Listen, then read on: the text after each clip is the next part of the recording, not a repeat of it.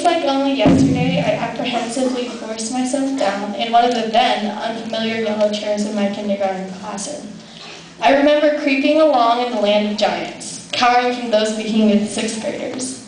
Now I'm one of those towering older kids, and it's difficult to believe I was once one of those puny kindergartners, sitting in what once seemed like huge chairs. My mind still has difficulty grasping the fact I once thought Weibel was an appalling place, filled with sinister teachers that burdened kids with homework to make them feel miserable. So much time has passed since I made my first assessments of my new learning environment, and many things have changed, including my perspective, both physically and psychologically. With the passing years brought wonderful, special memories of my elementary experience that I will treasure for a lifetime.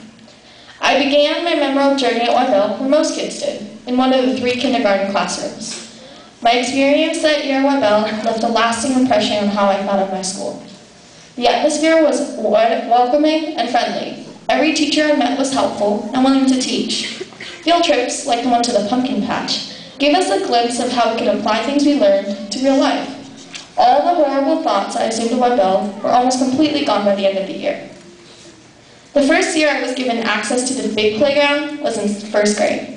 I can easily recall the many activities we participated in that year. Some of the classes got to partake in an ancestry project and the international feast that followed, and all of the classes took part in reading books and filling out paper snowballs for the snowball fight. We visited the teddy bear factory in San Francisco, and once again we went to Agua Caliente for the PALS field trip. I remember looking back wistfully at the door as I left on the last day of school that year. Each year, mysterious signs would show up on the walls for 2nd grade in Camp Segundo, and every kid looked forward to finally being able to participate in it. It would finally be my time. The transition from 1st to 2nd grade was a large jump, and most kids took it in stride. School and homework gradually became more serious, but we still had multiple fun and exciting projects. In the springtime, we learned about the life cycle of silkworms, not just through a textbook, but we also got to raise the silkworms. That involved feeding it, cleaning its container, and watching it weave a cocoon. I remember thinking of how the silkworm, flying away after transforming into a butterfly, still resembled my thoughts about school. Everything changed so quickly. Moving to 3rd grade meant we would have to get to school 15 minutes earlier than before. However, staying at school longer gave us the opportunity of doing more each day. For the first time, we were considered responsible enough to switch classes for math and to go to the bathroom by ourselves. An infamous project all the 3rd graders took part in was Pizza Math. The activity drilled our multiplication facts and kept us on our feet with studying.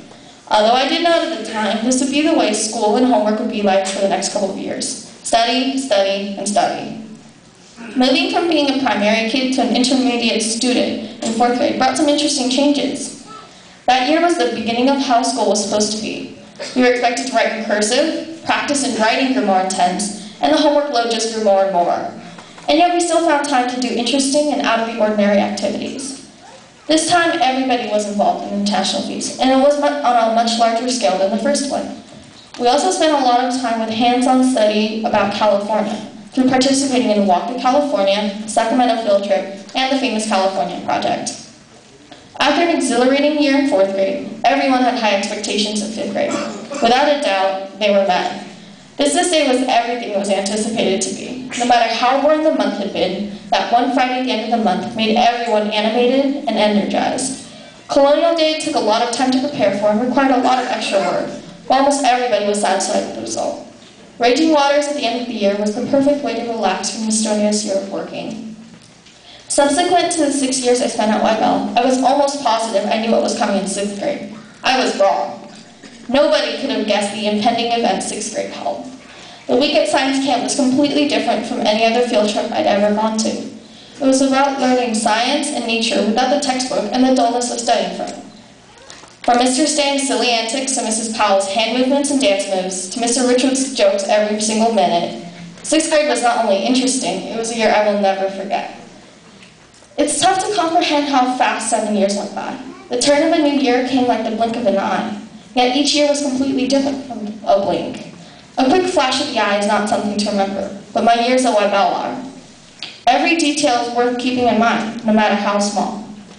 Even though after today we go on to a new school, another life, to create more unforgettable memories, I will never forget I'm still a true Weibel Wildcat at heart, and I'm proud of it.